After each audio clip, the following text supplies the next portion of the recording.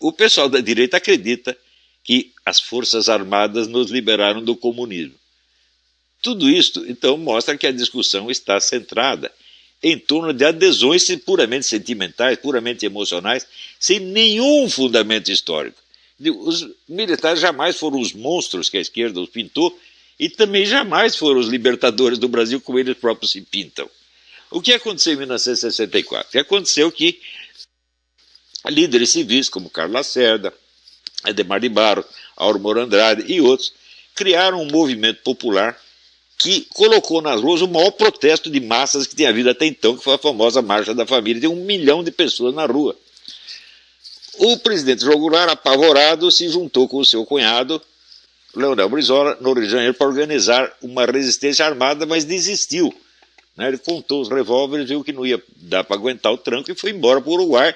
E aí o presidente do Senado, Aurmor Andrade, decretou vaga à presidência da República e automaticamente o Senado nomeou o presidente e o vice, Raniero Mazzilli. Estava aí acabado o regime de João Goulart. Acabou naquele instante.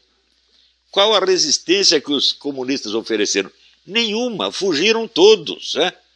E daí os militares avançam, tomam o poder, escolhem como presidente o general Humberto de Alencar Castelo Branco e ele toma posse. A primeira coisa que ele diz, primeira declaração do novo presidente militar: a direita reacionária não dominará o país. Quem é a direita reacionária? Carlos Lacerda, Adhemar de Barros, Aurmor Andrade, o Senado, toda a liderança civil. Ao longo do tempo, os militares destruíram toda essa liderança civil, destruíram completamente a liderança direitista, acabaram com a atividade política, reduziram o Congresso a carimbador de decretos e governaram ao longo de 20 anos. Ao longo desses 20 anos, é verdade, eles combateram a guerrilha.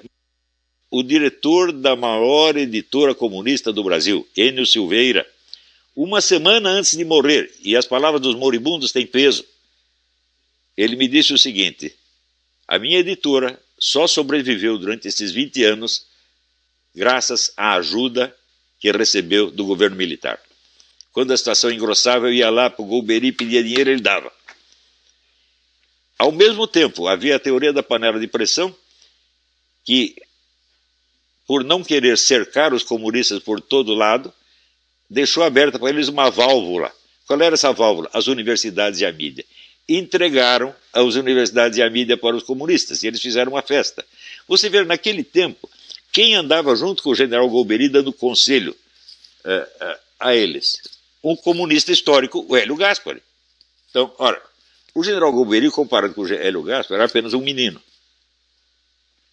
Eu não tenho a menor dúvida de que a influência do Gaspari foi decisiva em cima dele.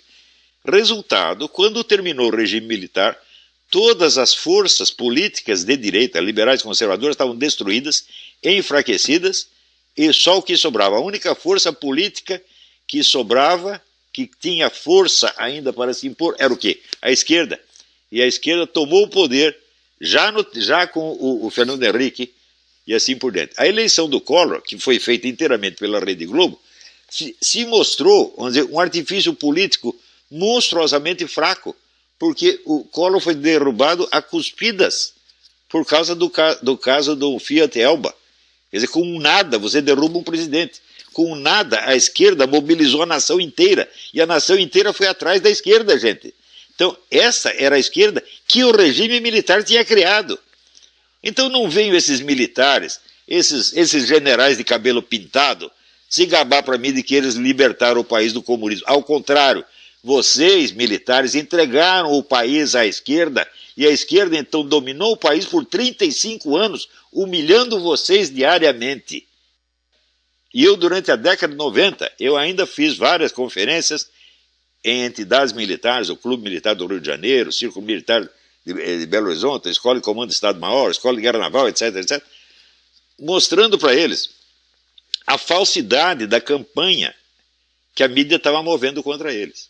Eu levava para eles as provas de que eles estavam inocentes. E eu dizia, processem esses camaradas, não deixem isso continuar.